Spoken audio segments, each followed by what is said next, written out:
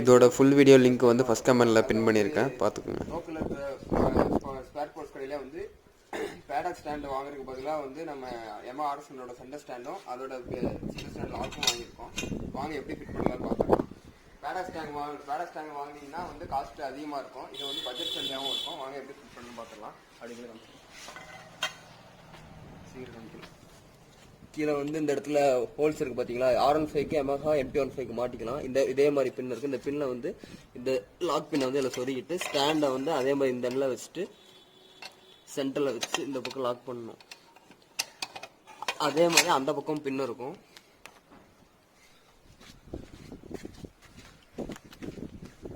அதே மாதிரி இங்கேயும் அந்த பின் இருக்கும். இந்த பின்னை வச்சு லாக் பண்ணணும். ஃபிட் பண்ணதுக்கப்புறம் சென்டர் ஸ்டாண்ட் வந்து அதில் ஃபிட் ஆயிரும். நார்மலாக எப்பவும் போல எல்லா பைக்லையும் போடுற மாதிரி சென்டர் ஸ்டாண்டை போட்டுக்கலாம்.